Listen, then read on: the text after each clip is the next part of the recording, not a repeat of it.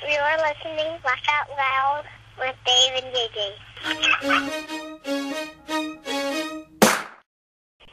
So, how's things? They're good. They're good? I guess. I'm not in the ground. Not in the ground. Well, I wasn't put in the fire. That's wow. That's kind of important. That's extreme. You could have said you went to. I'm trying to think of that place Karen and I went to, that drive-through where she got this massive drink that came with a cooler, and it was happy hour. Oh, Sonic. Sonic. That was it. Oh, when I was down there, Karen took me to a Sonic, and it was a happy hour, and I never seen something so big in a foam cup before. I was thinking, this thing's got to have wheels on it, so. It does once you put the rum in it. Yeah. Is that like the 44-ounce thing? Oh, I don't know. I remember rolling out of the car. They used to be able to get like a 64-ounce thing from Circle K's. Oh, that was good. So, how'd you finish up? You guys raised a lot of money, $10,000 for a great cause. It was definitely a great cause. I think next year I'm going to try to get more heavily involved rather than just trying to bring some people in, because they're super great people. You know, obviously it's a fabulous foundation for Ella. You know, and something I didn't realize until I was reading through some of the specifics on Retts syndrome, that it is a form of autism, but it hits mainly girls only. In the entire world, I think there's only 4 boys that have it. Wow. So, you know, and it's it's something that requires for the child that has it 24-hour constant care, you know, pretty much for the rest of their life, which is, you know, obviously going to be taxing for any family, and you know, it's going to be a tough situation. But you know, there's a lot of people that family that love her. She has, you know, great family around her. You know, she's a cute little girl. She just turned 5 April 8th. So, and hopefully next year we'll try to put a little bit, you know, try to put more effort in online and see if we can draw in people, bring in some sponsorship, and you know, maybe we can make it to where it raises 25, 30, 40,000. I know that when we did my golf tournament in Phoenix with the help of PAR and a lot of sponsors that they had, you know, we raised $75,000 for the Phoenix Children's Hospital as well as the Victory Junction game camp. So, but yeah, we didn't do so well.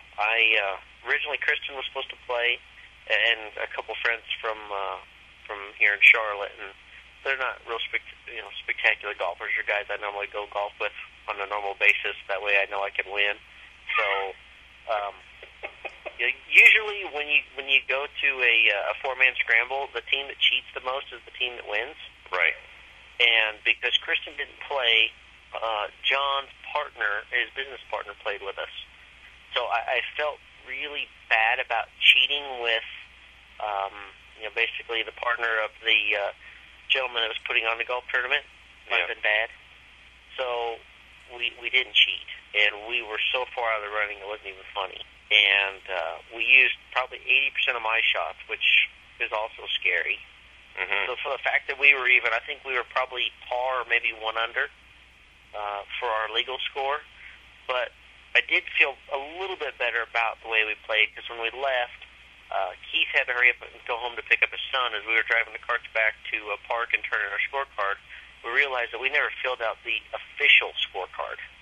Oh. So we adjusted the score a little bit. I think we came in at 66, and we still weren't even close.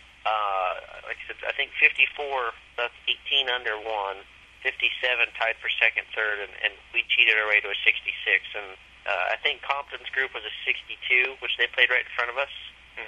I know for a fact that they cheated into a 62 because they weren't playing real spectacular either. And Stephen White's group came in at a 61, but his group was 5 holes from where we were, so I don't know how bad he cheated or not. It was a beautiful day, a great cause, and we had a lot of fun.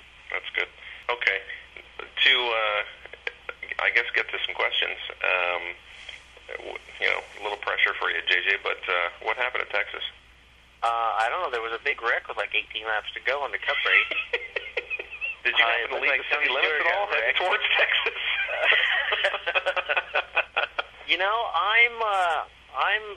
I'm as surprised as anyone. I had the discussions with John Cohen weeks before. They had even originally wanted to go to Phoenix, and then leading into the week before Texas, he had some sponsorship meetings. He was traveling around. I found he's a very busy man. He's never in the same place twice. He was going to end up having to do the Texas race basically without sponsorship. He was looking for trying to do something closer to home. The shop is here in Morrisville. Mm-hmm. So, I've been back and forth with him. He's supposed to be in town tomorrow.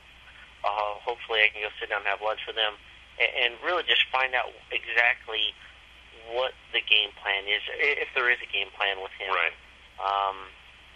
And it's, obviously I understand it's a tough situation for, so many of these car owners that, there's not a lot of money out there. Obviously no one wants to spend what they've got in order to go racing. But, it's not fair to myself, and, we've been working real hard with a group of people trying to put together some sponsorship possibilities. I should know tomorrow on a couple different things that would allow me to go to Kansas to drive a truck. Mm-hmm. I know there's some meetings going on. I actually may end up being in Richmond to meet with a company on Thursday. So, it could either be a situation where nothing comes available for going to Kansas for the truck race, and I go to Richmond for a possible sponsorship meeting. Yeah. I may go to the sponsorship meeting and then have to hightail it out on early morning flight Saturday morning to get to Kansas to do the truck deal. So, it's for me and even for Christian, it's like the worst thing in the world because there's no schedule. You just don't. You just don't know, and obviously it's been like this now, for way too long. Yeah. And it's got to get back to a point where you just kind of know what's going on. You have a game plan. You know that I'm leaving on Thursday. I'm going racing. I'll be back. Yeah. And you try to fit in as much stuff as you can while you're at home. But yeah. Is Eileen with us? Hi, how are you guys doing? Oh my God! Hello. You won? I'm Eileen.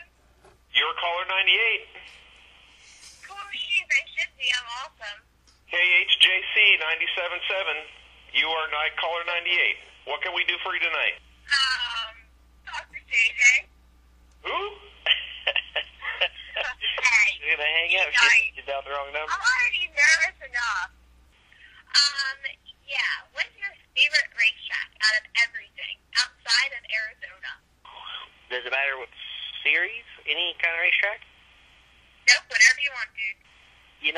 I would say probably the most fun racetrack and I have raced there for a really long time, but would probably be, of all the racetracks I've ever been to and raced at, I always liked Ventura, California, which is also a very tiny little racetrack that's literally it's probably within 100, 200 yards of the ocean. But it was really fun. It was fun. It's really fun in a sprint car. Midgets, they're fun too, but it's such a tiny little racetrack. Announcer is also the promoter, Jim Naylor, and he can make the push trucks driving around on the racetrack, just push trucks only, exciting. He is an awesome guy, and it's at the fairgrounds. It's actually where Corey Cruzman runs his school out of, but it's awesome because it's so small they can go and rework the racetrack if they need to, kind of like they do at Chili Bowls and the other places. But just thinking through some of the racetracks I've been to, that's probably the most fun for the fans to race on. A great place to go because like I said, you can go take a walk on the ocean, on the beach, and come back and finish up watching some races. So that's pretty cool. So even if you are racing or whatnot, you get your fire suits all there. You just go wash them off in the ocean, come back and race. That sounds like a plan. Hey, I have a perfect ending. There you go.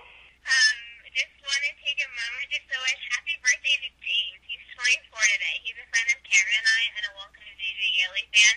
So today's his birthday, and I hope he's happy. It's Jimmy's birthday too. Who? Smokes. Oh, sorry. Who was the second birthday? Jimmy from the message board. He's a big JJ fan. Awesome. What is today? April 20th. There you go. Happy April 20th. Happy April 20th.